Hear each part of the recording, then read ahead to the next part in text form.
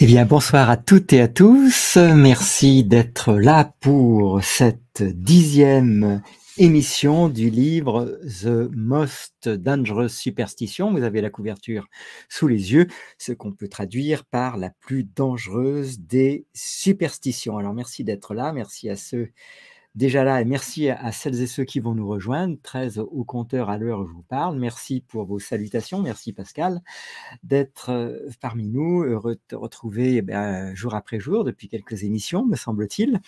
Et puis n'hésitez pas, comme vient de le faire Pascal, à vous manifester sur le chat. Je vous remets le lien qui vous permet de télécharger l'ouvrage dans l'état où nous en sommes de sa traduction.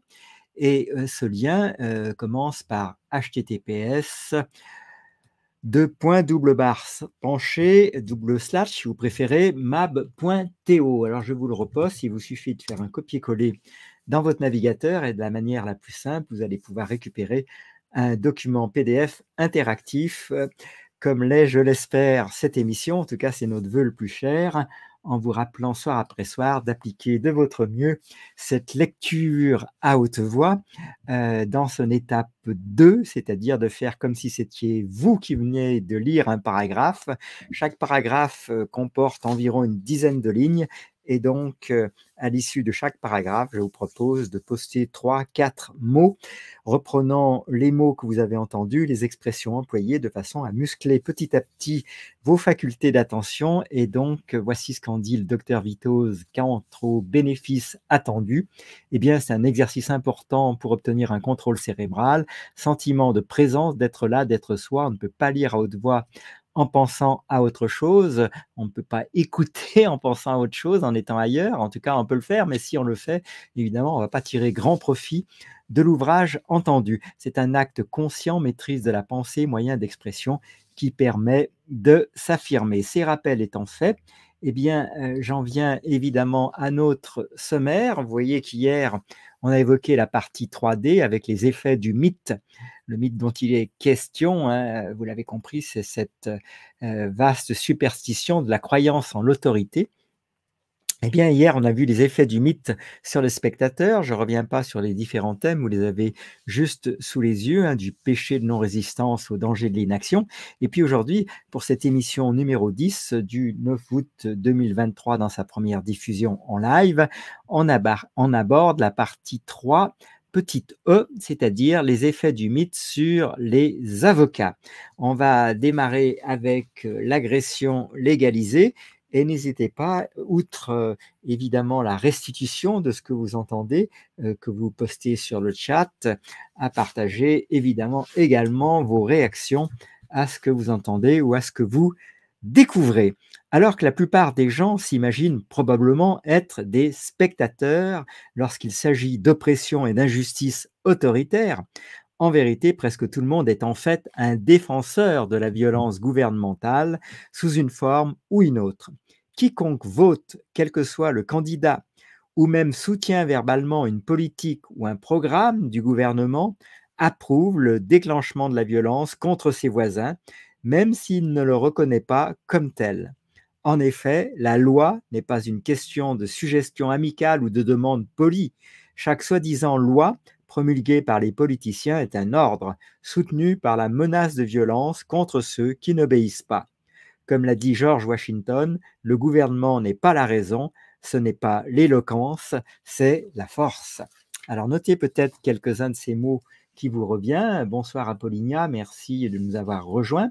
Alors, le dernier mot de ce paragraphe, la citation hein, de George Washington, eh bien, un gouvernement, c'est la force. Alors, je vais noter ça à titre d'exemple. Aidez-moi à compléter ce que vous venez d'entendre pendant que c'est encore tout frais, parce que dans 5 minutes, j'imagine que si nous revenait 10 mots, il nous en resterait peut-être qu'un seul. Alors, un mot sur lequel on ne peut pas trop se tromper, ça revient quasiment tous les paragraphes, c'est le mot autorité et le mot gouvernement. Alors, vous voyez que là, il était question surtout de violence gouvernementale dans ce premier paragraphe. C'est une mise en jambe, si je puis dire, donc de violence gouvernementale, puisque, en fait, on peut dire que le principe même de la loi, mot également présent dans ce paragraphe, ça engendre cette violence, puisque si vous ne la respectez pas, ben, le gouvernement se sent autorisé à vous forcer à la respecter.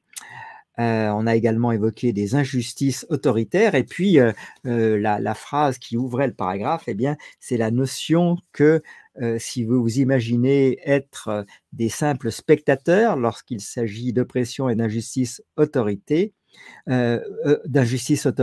eh bien, vous êtes en fait un défenseur de la violence gouvernementale sous une forme ou sous une autre. Donc, en réalité, il n'y a pas vraiment de spectateurs. Donc, je note ce mot qui apparaissait dans ce premier paragraphe. N'hésitez pas, comme vient de le faire Pascal, à en poster d'autres. Pascal a bien compris le principe et je l'en remercie. Elle avait déjà largement participé hier, donc merci à toi, Pascal. Et puis que ça donne envie, je l'espère, à d'autres de se joindre à toi, même si vous êtes plusieurs à poster le même mot, ça ne présente pas d'inconvénient particulier, du moment que ça vous aide à muscler votre attention.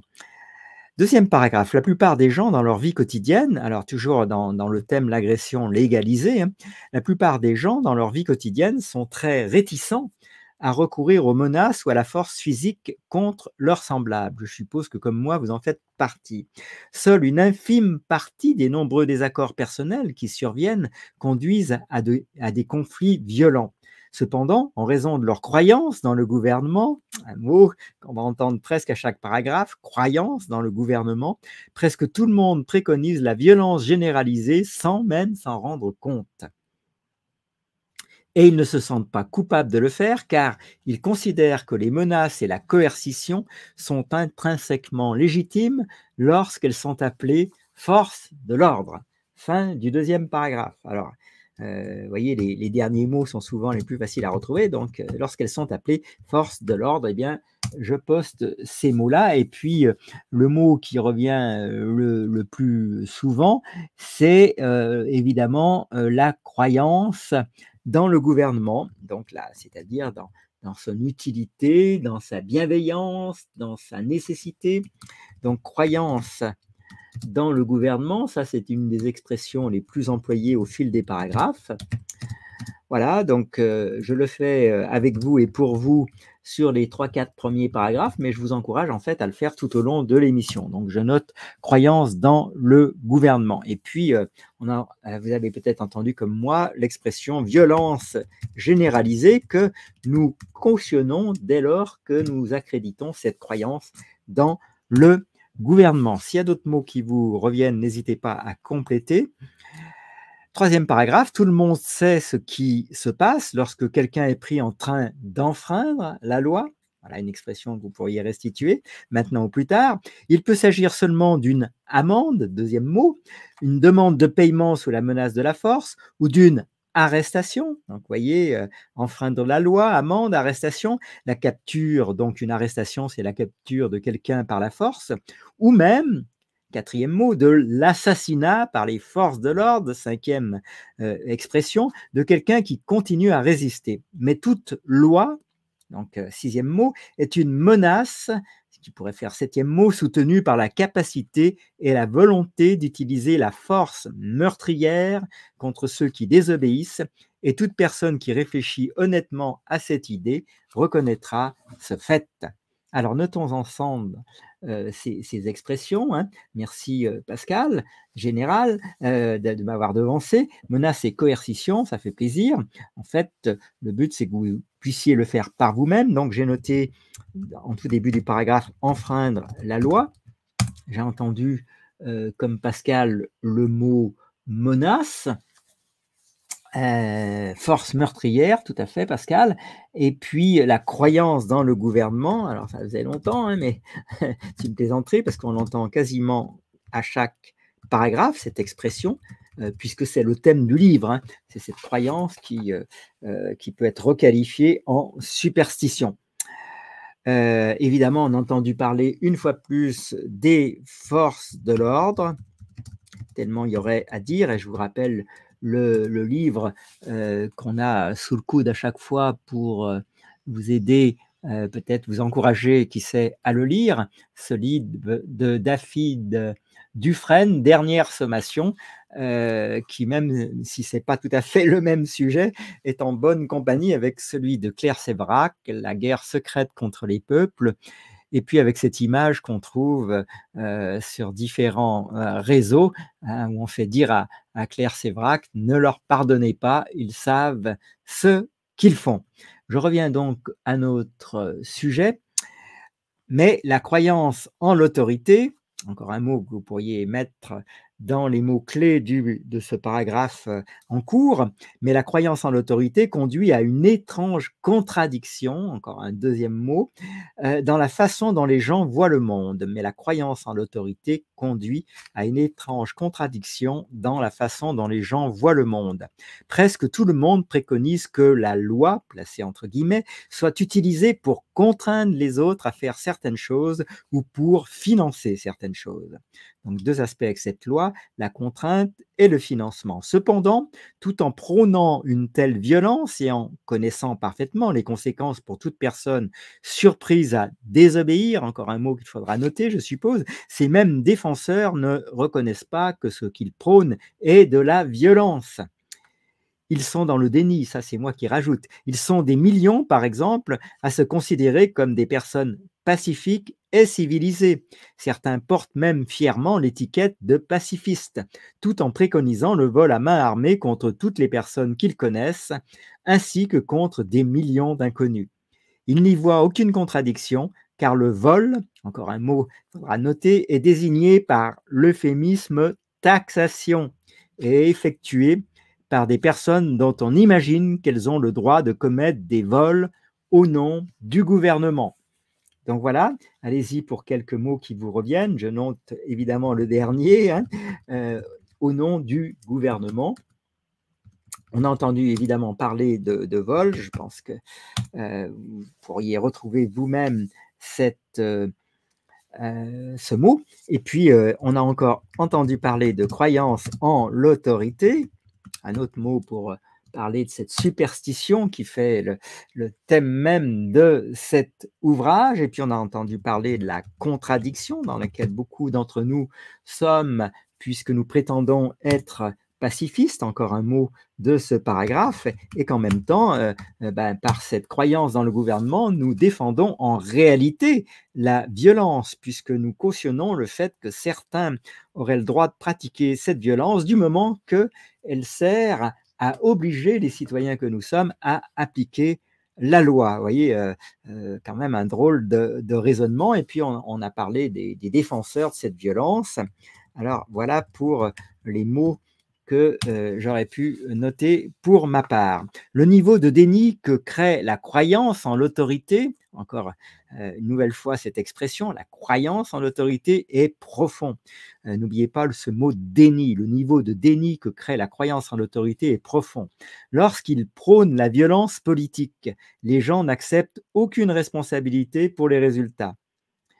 Ceux qui demandent des prestations gouvernementales, par exemple, demandent à recevoir le butin volé de force à leurs voisins par le biais de l'impôt.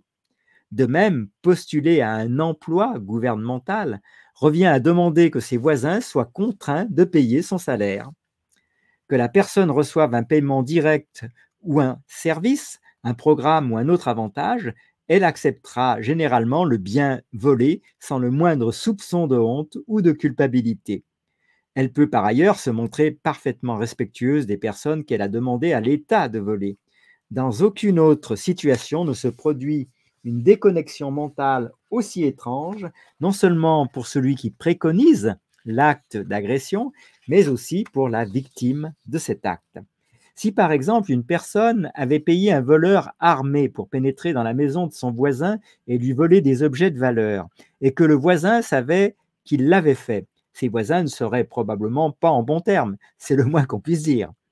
Pourtant, lorsque la même chose est faite en utilisant l'autorité, par le biais d'élections suivies d'un vol législatif, ni le voleur, ni la victime n'y voient généralement quelque chose de mal.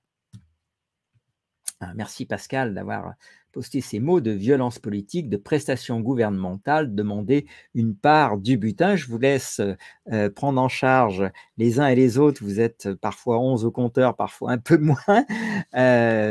Cette restitution, je vous signale simplement les fins de paragraphe. Donc, paragraphe suivant, en italique dans le texte, note personnelle de l'auteur. Alors, l'auteur, il faut le rappeler de temps à autre, pour ceux qui nous rejoignent, il s'agit de l'Arken Rose ou l'Archon Rose, The Most Dangerous Superstition. Donc, note de l'auteur. Je vous remets également en compagnie, si je puis dire ainsi, du sommaire. J'ai perdu le compte du nombre de personnes qui ont exprimé leur sympathie pour moi et ma femme parce que nous avons été emprisonnés pour ne pas avoir plié devant le fisc. Mais il ne semble jamais venir à l'esprit de nos connaissances non anarchistes que nous avons été mis en cage par ceux-là même pour lesquels ils ont voté pour avoir désobéi à des ordres qu'ils préconisaient. Pour autant que je sache, aucun des étatistes que nous connaissons n'a même remarqué la schizophrénie et l'hypocrisie qu'il y a à soutenir activement l'extorsion de masse, taxation, et à présenter ensuite des condoléances sincères aux victimes de cette même extorsion. Paragraphe suivant. On peut voir l'essence surnaturelle de l'autorité, une expression peut-être qui vaut la peine de noter, l'essence surnaturelle de l'autorité, dans le fait que parmi les personnes qui votent avec empressement pour que leurs voisins soient légalement extorqués et volés, peu demanderaient ou paieraient de simples mortels pour qu'ils fassent la même chose. Peu de gens se sentiraient justifiés d'engager un gang de rue pour voler leurs voisins afin de payer les études de leurs propres enfants. Mais des millions de personnes prônent la même chose lorsqu'elles approuvent les taxes foncières destinées à financer les écoles publiques. Pourquoi les deux leur semblent-ils si différents sur le plan moral? Parce que ceux qui croient au gouvernement pensent qu'il est constitué de quelque chose de plus que les personnes qui le composent. Il est imaginé qu'il a des droits qu'aucun simple mortel n'a. Du point de vue de l'étatiste, demander au gouvernement de faire quelque chose a beaucoup plus en commun avec prier les dieux de faire quelque chose qu'avec demander aux gens de faire quelque chose. Je répète, du point de vue de l'étatiste, donc du partisan du gouvernement, demander au gouvernement de faire quelque chose a beaucoup plus en commun avec prier les dieux de faire quelque chose qu'avec demander aux gens de faire quelque chose. Un étatiste qui exige une certaine législation serait horrifié et offensé si un groupe d'individus ordinaires proposait de fournir des services similaires. Imaginez qu'un gang de rue fasse l'offre suivante à un résident local. Nous ferons une enquête auprès de vos voisins et nous utiliserons ce que nous aurons obtenu pour payer les choses que vous voulez, c'est-à-dire envoyer vos enfants à l'école, réparer les routes, ce genre de choses. Nous devrons bien sûr en garder une partie. Dites-nous comment vous aimeriez que vos voisins se comportent et nous veillerons à ce qu'ils le fassent. S'ils ne le font pas, s'ils ne font pas ce que nous disons, nous prenons leurs affaires ou nous les mettons en cage. Fin de citation de ce fameux gang de rue qui fait une offre à un résident local. Mais lorsque les mêmes choses sont proposées dans un discours de campagne par quelqu'un qui brigue un poste au sein du gouvernement, et lorsque ces choses sont faites au nom de vagues abstractions politiques, telles que le bien commun, une expression que je vous encourage à noter, ou la volonté du peuple. On leur fait dire beaucoup de choses au bien commun ou à la volonté du peuple. Elles sont considérées non seulement comme permises, mais aussi comme nobles et vertueuses. Lorsque l'homme politique déclare: nous devons fournir un financement adéquat pour l'éducation de nos enfants et nous devons investir dans nos infrastructures. Il parle littéralement de prendre de force l'argent du peuple par le biais des impôts et de le dépenser de la manière dont il pense qu'il devrait être dépensé. Une telle agression est acceptée comme justifiée lorsqu'elle est faite au nom de l'autorité, mais reconnue comme immorale si elle est faite par de simples mortels. Cela montre que, dans l'esprit de l'étatiste, le gouvernement est quelque chose de plus qu'un ensemble d'êtres humains. Paradoxalement, l'étatiste insistera sur le fait que tout ce que le gouvernement est autorisé à faire et tout ce qu'il est vient du peuple. Toute croyance en un gouvernement exige la croyance absurde et sectaire que par le biais de documents et de rituels politiques pseudo-religieux, constitution, élection, nomination, législation, etc., une bande de simples mortels peut faire naître une entité qui possède des droits surhumains, des droits que ne possède aucune des personnes qui l'ont créée.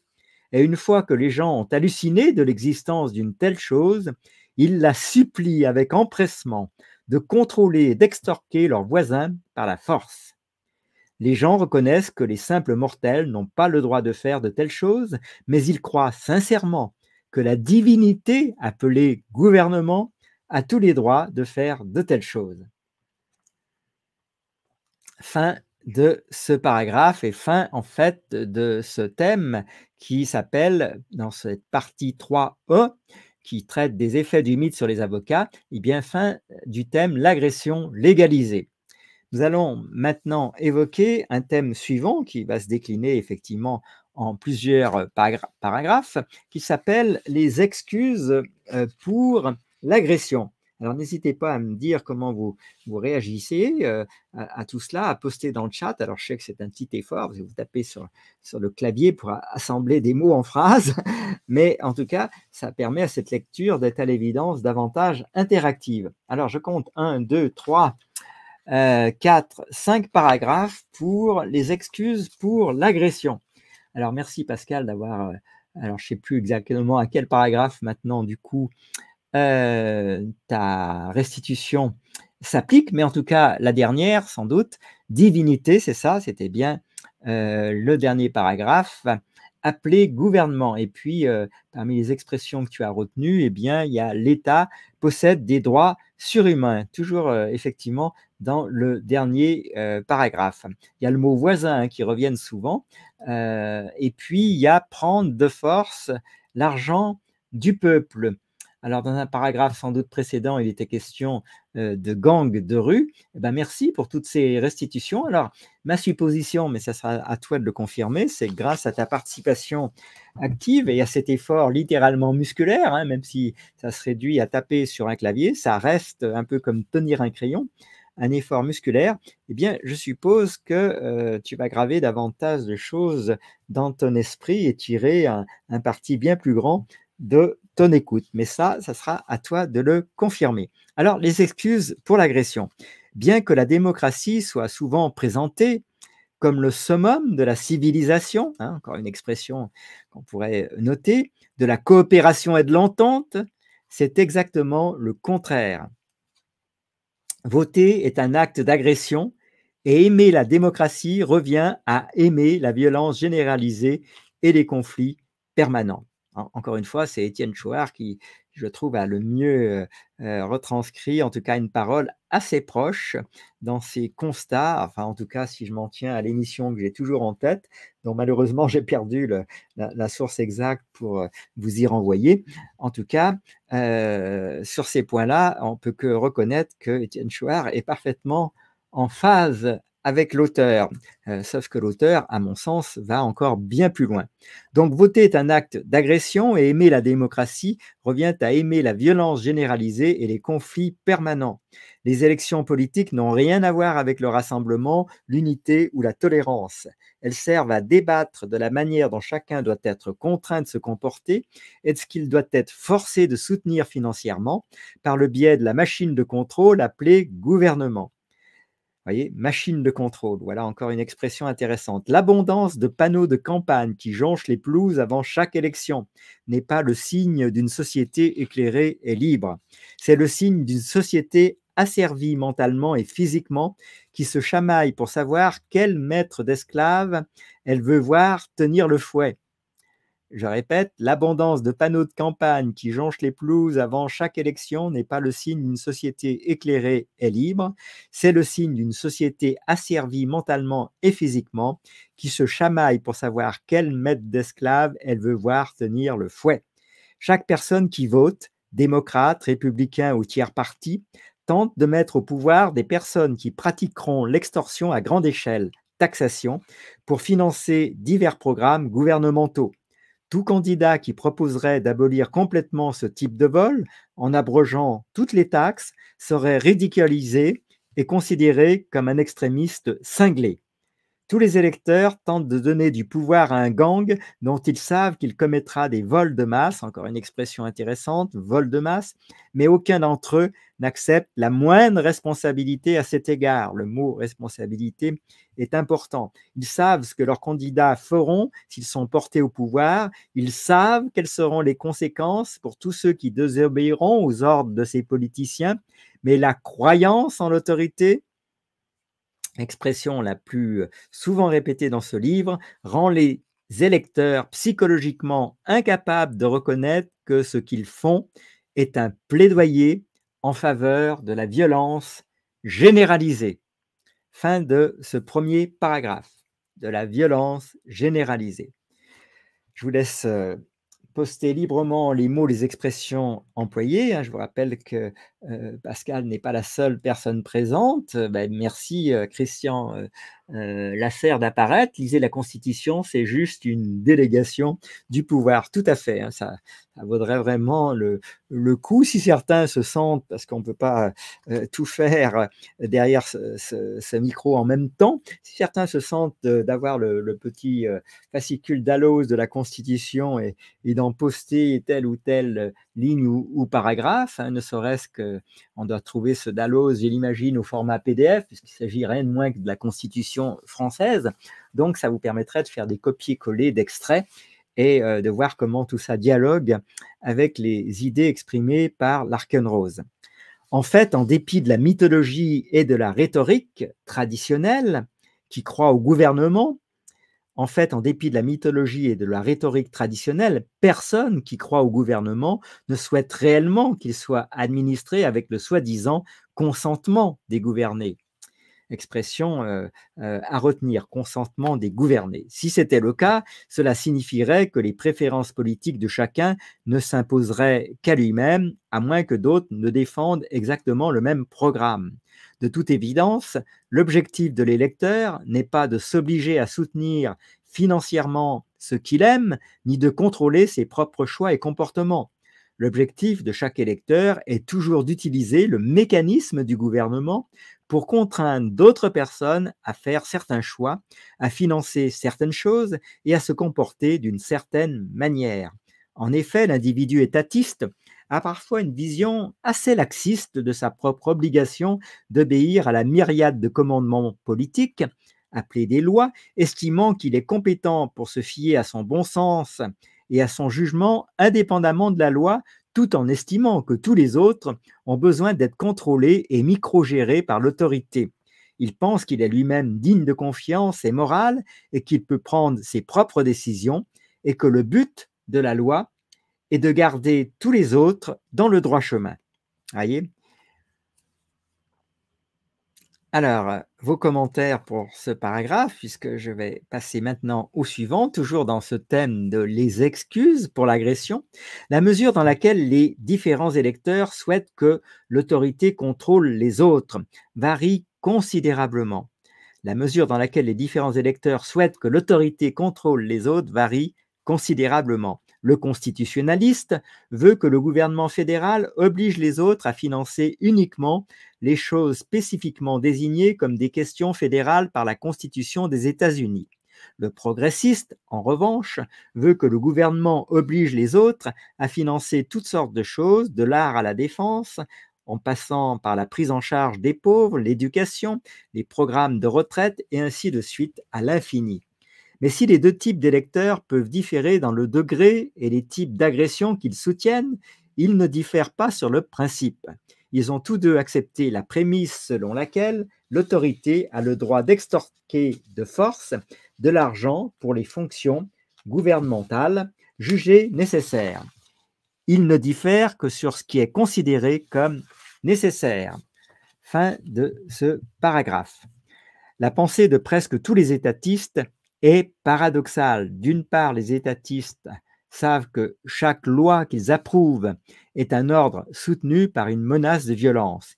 Ils sont parfaitement conscients de ce qui est fait à tout contrevenant qui se fait prendre, mais l'étatiste moyen, lorsqu'on lui pose la question, niera avec véhémence qu'il approuve le recours à la violence contre ses voisins. Une expression encore à noter. Merci Pascal pour l'expression que tu notes au fur et à mesure. En tout cas, l'étatiste moyen, lorsqu'on lui pose la question, niera avec véhémence qu'il approuve le recours à la violence contre ses voisins. D'un point de vue pratique, l'étatiste, je vous rappelle, c'est le partisan du gouvernement, sait que tout programme politique qu'il soutient sera, s'il est adopté, administré par le niveau 0. L'intimidation ou la force brute nécessaire pour obtenir l'assentiment du peuple.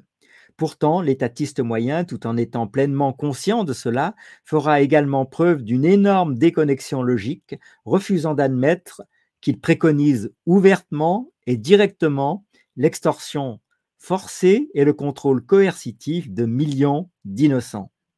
La raison en est que l'étatiste croit que l'entité appelée autorité a le droit de gouverner et que par conséquent, lorsqu'elle commet des actes de violence, ceux-ci ne sont pas considérés comme de la violence. Alors, pour ce paragraphe, Pascal a évoqué menace de violence. Merci pour sa participation. Et puis, tu as évoqué également intimidation ou force brute. Dernier paragraphe pour ce thème, les excuses pour l'agression. Tant que la violence est exercée par ceux qui se réclament de l'autorité, que l'on imagine exemptés des règles morales habituelles, ne pas voler, ne pas agresser, ne pas tuer, etc., même les plus ardents partisans des diverses taxes et autres lois peuvent continuer à s'imaginer être des personnes pacifiques, compatissantes et non violentes. Certains s'imaginent même être des pacifistes, parce que tout ce que fait le gouvernement se fait par la force ou la menace de la force. Il n'existe pas et ne peut exister de pacifistes étatistes. Si tous les anarchistes ne sont évidemment pas pacifistes, tous les vrais pacifistes sont en revanche anarchistes. Il existe de nombreuses façons, dont quelques-unes sont abordées ci-dessous, par lesquelles des personnes par ailleurs décentes et vertueuses tolèrent l'agression, l'intimidation et le vol. Alors, j'imagine qu'il y a eu une erreur de traduction, l'agression et l'oppression peut-être, l'intimidation et le vol, parce qu'elle croit qu'il est parfaitement permis à la divinité mythique surhumaine connue sous le nom de gouvernement de commettre de tels actes et croit donc qu'il est parfaitement moral et vertueux pour elle de demander au gouvernement de commettre de tels actes. Alors, comme le rappelle Pascal, dans cette restitution, donc, pas de pacifisme étatiste. Merci de me seconder de cette manière-là, c'est très précieux. Alors, on en arrive maintenant à, comme vous le voyez à l'écran, dans cette émission numéro 10, au troisième thème de cette partie 3E, les effets du mythe sur les avocats du gouvernement, la défense de la nécessité, de la validité d'un gouvernement. On en arrive au paragraphe intitulé « La charité par la violence ». La charité par la violence. Donc, une charité qui n'est rien d'autre que imposée. Alors, n'hésitez pas à vous joindre à Pascal pour participer sur le chat, les différents auditeurs de l'émission. Ça sera très apprécié. L'étatiste typique est profondément schizophrène, étant à la fois totalement conscient et totalement inconscient du fait qu'il préconise personnellement l'utilisation généralisée de la violence contre les autres. Ce qu'il préconise littéralement, en soutenant les programmes de bien-être, c'est un racket d'extorsion massif dans lequel des millions d'êtres humains sont dépouillés de milliards de dollars ou d'euros, c'est comme vous voulez, sous la menace d'être mis en cage. Les partisans de cette charité par la violence s'imaginent qu'ils sont vertueux et bienveillants en raison de ce que les nécessiteux peuvent recevoir, tout en se dissociant complètement des menaces, intimidations, harcèlement, saisies forcées et emprisonnement dont ils savent qu'ils ont lieu et qu'ils sont essentiels à tout programme d'aide sociale.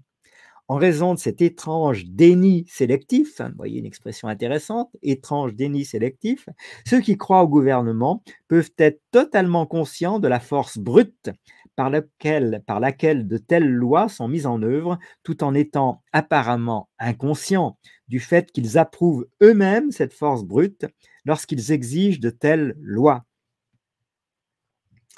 Moi, je trouve cette réflexion vraiment intéressante. Alors, merci et bonsoir surtout. Merci pour ta présence, César, et, et pour ton expression, hein, vive la République. Merci aussi de la restitution de Pascal, hein, du mot schizophrène. Et puis, eh bien, on te salue également, César, et je vous remercie de votre courtoisie des uns et des autres sur le chat. C'est très apprécié. Merci pour votre respect, votre écoute et votre bienveillance. Je poursuis dans ce paragraphe la charité par la violence. C'est la croyance en l'autorité qui permet cette étrange contradiction psychologique, car elle convainc les partisans des programmes de redistribution des richesses que les victimes d'extorsion légale ont l'obligation de coopérer et que le recours à la violence contre ceux qui ne payent pas leurs impôts est donc justifié.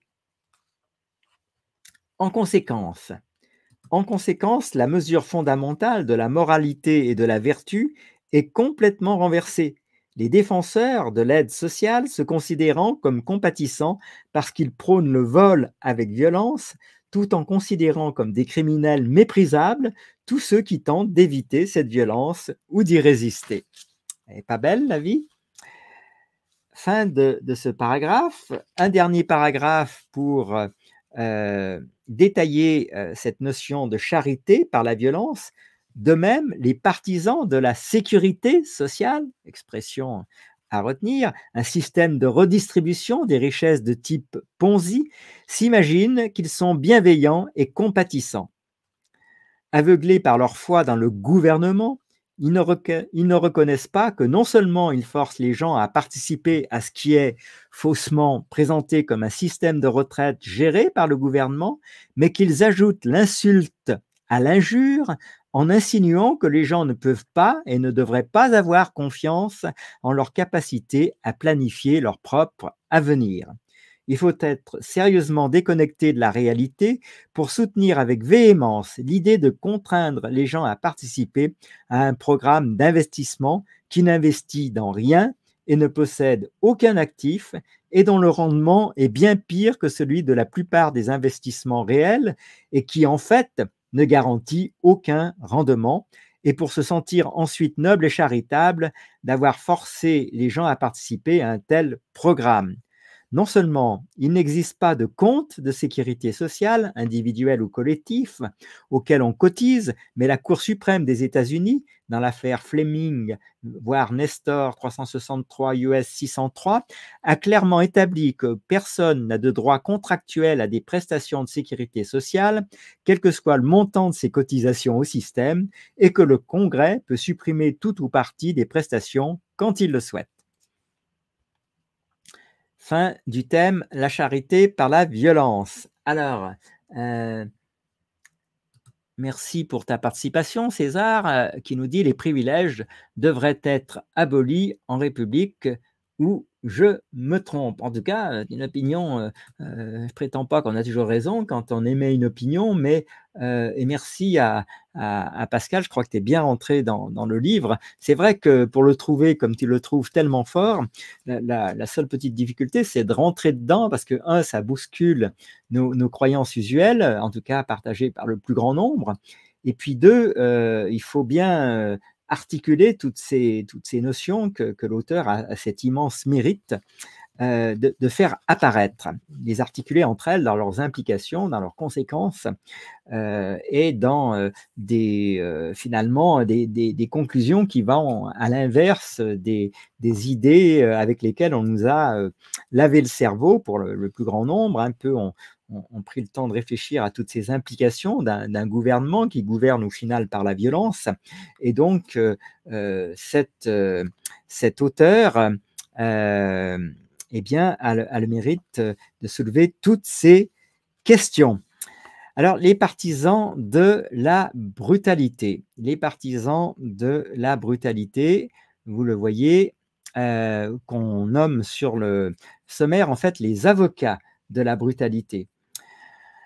Alors, très souvent dans l'histoire, des oppressions odieuses ont été soutenues par le peuple, en partie parce que le peuple était incapable de reconnaître le mal comme tel lorsqu'il était commis au nom de la loi et de l'autorité. Si le peuple croit vraiment que le gouvernement a le droit de gouverner, comme presque tout le monde le croit aujourd'hui, toutes sortes de solutions autoritaires seront soutenues ou du moins acceptées passivement par la plupart des gens.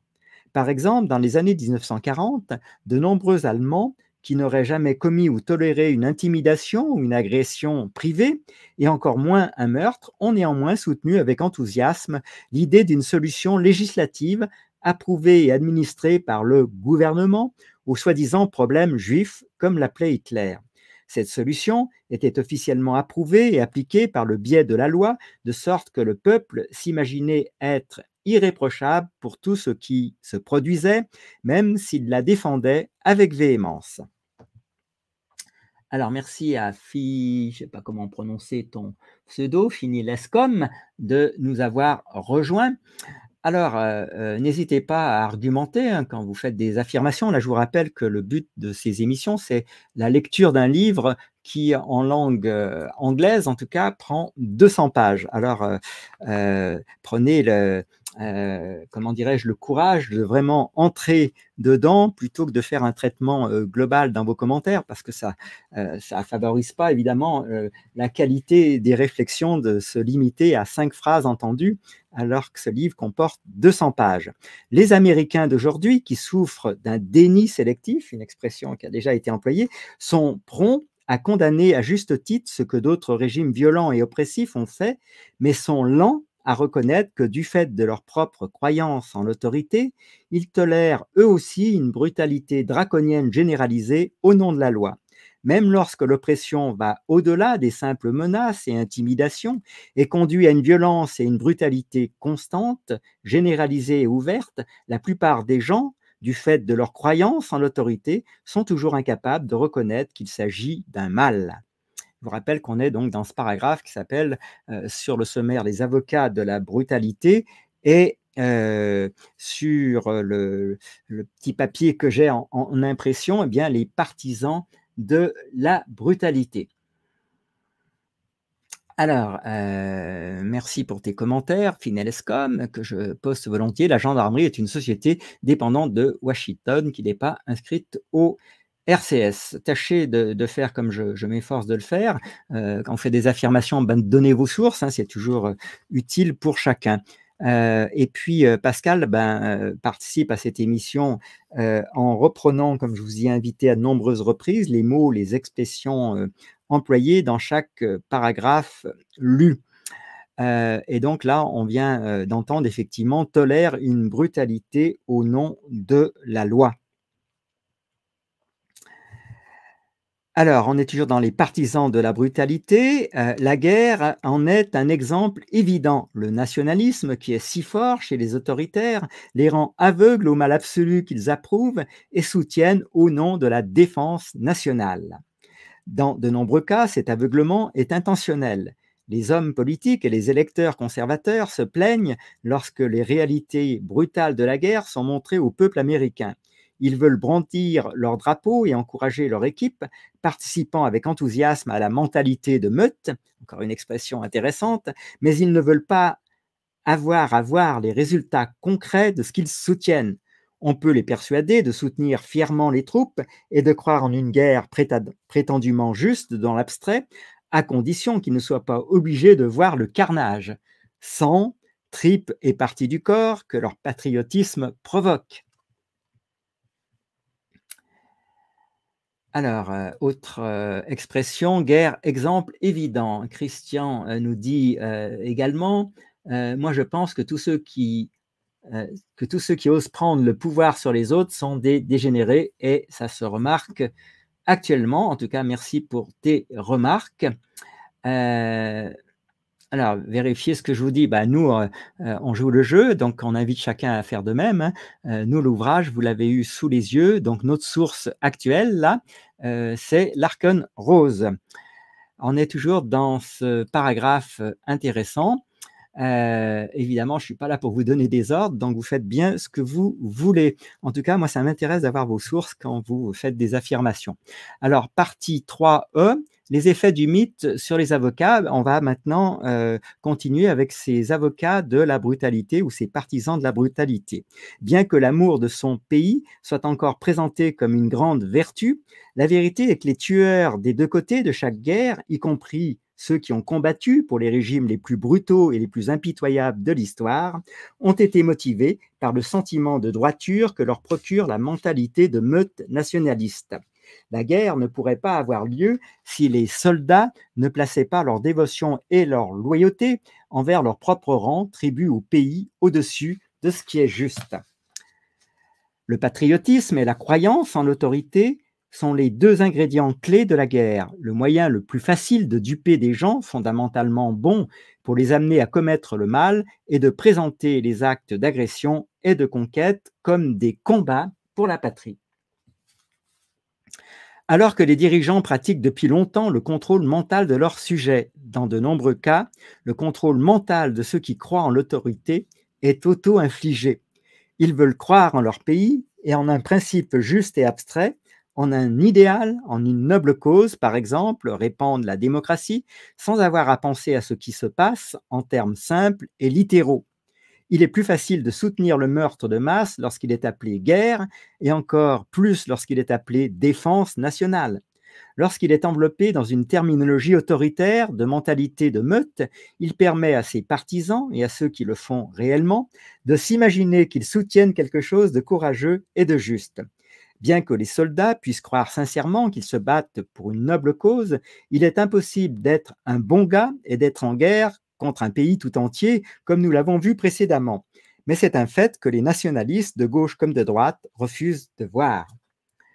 Paragraphe suivant. Un autre exemple de brutalité draconienne moderne, commise légalement dans le monde libre, provient de la campagne de violence connue sous le nom de guerre contre la drogue.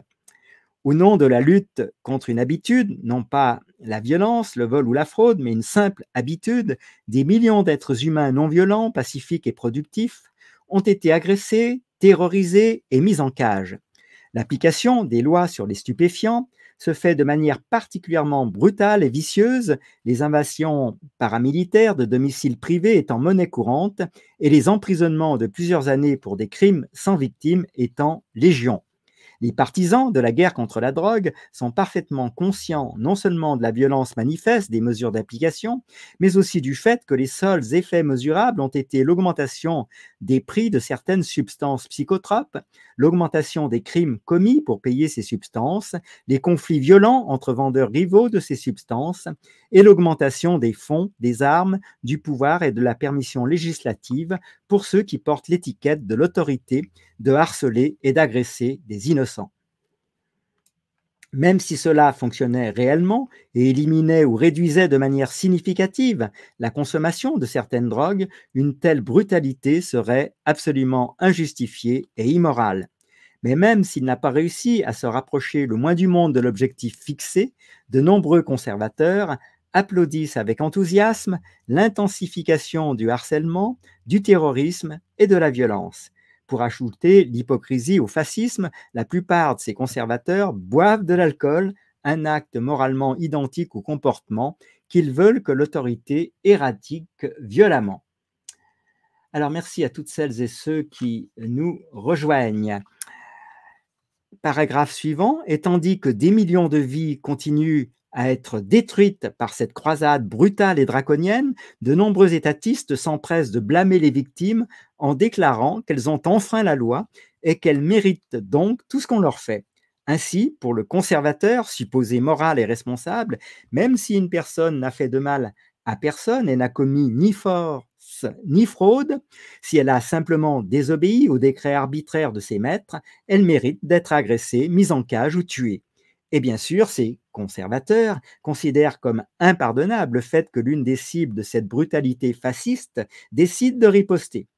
Du point de vue tordu et délirant de l'autoritaire nationaliste dévot, il est noble et vertueux que des mercenaires de l'État agressent violemment et tentent de kidnapper et de mettre en cage un fumeur de joint productif et pacifique, mais il est odieusement mauvais que ce fumeur de joint utilise la violence pour se défendre contre une telle agression. Telle est la folie causée par la superstition de l'autorité. Eh bien, on aborde le dernier paragraphe de cette émission. Et donc, merci en tout cas pour votre bienveillance, votre participation sur le chat. Michel nous dit bonsoir, un seul mot. Alors, bonsoir Michel, déjà. Un seul mot me vient à l'esprit concernant cette superstition d'émocide. Alors, prestation obligatoire pour ce dernier paragraphe. Les étatistes défendent souvent la taxation en affirmant que la confiscation forcée de la richesse par le gouvernement devient rétroactivement justifiée lorsqu'une partie de l'argent confisqué est dépensée d'une manière qui profite à la personne à qui l'argent a été pris, ou du moins qui profite à la société en général. Par exemple, un étatiste peut affirmer que si quelqu'un conduit sur une route qui a été financée en partie par l'argent prélevé sur cette personne, ou qui bénéficie indirectement du fait que d'autres personnes peuvent utiliser la route, cette personne ne devrait pas se plaindre d'avoir été taxée pour financer cette route. Ignorant la véritable nature de la situation, les étatistes considèrent à tort qu'il s'agit simplement de payer pour des services. Personne n'avancerait un argument similaire lorsque l'autorité n'est pas impliquée. Supposons par exemple qu'un restaurant livre un repas à une personne qui ne l'a pas commandé et qu'il envoie ensuite des voyous armés pour lui réclamer 100 $. Si la personne, après avoir été extorquée de cette manière, choisit de manger le repas, aucune personne rationnelle ne soutiendra que cela rend les actions du restaurant moralement acceptables. Pourtant, c'est exactement la même chose que le point de vue habituel des étatistes. Si quelqu'un bénéficie des services du gouvernement, il ne devrait pas se plaindre des impôts. Le postulat non formulé est que le vol légal est parfaitement légitime pour autant que l'autorité fournisse ensuite un certain avantage à la personne volée. Pour les étatistes, donc je vous rappelle les partisans du gouvernement, il importe peu que cet avantage ne soit qu'indirect, qu'il soit extrêmement coûteux ou qu'il soit associé à toutes sortes d'autres choses qui ne profitent pas du tout à la personne ou auxquelles elle s'oppose moralement. Par exemple, le financement de la guerre, de l'avortement ou d'un programme religieux ou anti-religieux. En effet, les étatistes pensent qu'en fin de compte, c'est la prérogative de ceux qui détiennent l'autorité et non de ceux qui ont gagné l'argent de décider comment la richesse doit être dépensée et que, tant que la classe dirigeante prétend voler et contrôler le peuple pour son propre bien, les paysans n'ont pas le droit de résister à la coercition et à la violence que les maîtres jugent nécessaires. Alors, César nous dit, rappelons-nous que lors de la mise en place de la loi concernant les relevés ADN, la loi excluait, voyons, nous dis-tu, les délits financiers. Merci pour ce rappel. Merci à toutes celles et ceux qui auront participé à cette émission avec bienveillance, écoute, réceptivité, car la lecture d'un livre, évidemment, nécessite de pouvoir suivre le développement de l'auteur jusqu'à son terme. Et là, dans cette étape où nous en sommes, l'émission numéro 10, eh bien, nous arrivons effectivement à la fin de la première moitié du livre. Évidemment, la lecture d'un livre ne suppose pas, et heureusement, d'être d'accord avec toutes les assertions de l'auteur, mais pour ma part, je trouve qu'elle ouvre l'esprit à des notions qu'on n'avait pas forcément imaginées ou explorées aussi en avant que l'auteur lui-même. Alors demain, quel est le menu de ce programme de demain, donc mercredi, jeudi? Demain, on est jeudi 10 août, donc jeudi 10 août. Je vous rappelle que les jeudis, l'émission a lieu à 20h et non pas à 21h30 comme aujourd'hui. Donc demain, on va se retrouver dès 20h pour une nouvelle émission, l'émission numéro 11. Et on va parler de la violence à des fins de protection, toujours dans cette partie 3E, les effets du mythe sur les partisans du gouvernement. Et donc, on va évoquer demain la violence à des fins de protection. En cas de doute, défendre la violence, comment le mythe détruit la vertu. On va parler de la lâcheté. Alors, je vous rappelle que ça se réfère évidemment au gouvernement américain, mais qu'il y a plein de choses qui peuvent être transposées au gouvernement français. Demain, on va donc parler de la lâcheté des libéraux, de la lâcheté des conservateurs, et puis on va parler de la vraie tolérance. Et puis, ça sera pour la semaine prochaine. Je pense qu'on va vraisemblablement faire une émission le jour du 15 août à 21h30 comme les mardis précédents. Grand ou petit, de gauche ou de droite, l'État est mauvais, l'effet du mythe sur les défenseurs de la liberté, les règles du jeu. Et puis, pour vous donner une idée, je fais juste défiler, vous voyez, le sommaire des émissions suivantes. Autant vous dire qu'on a encore beaucoup de choses à découvrir avec l'Arconne Rose, l'auteur de ce livre.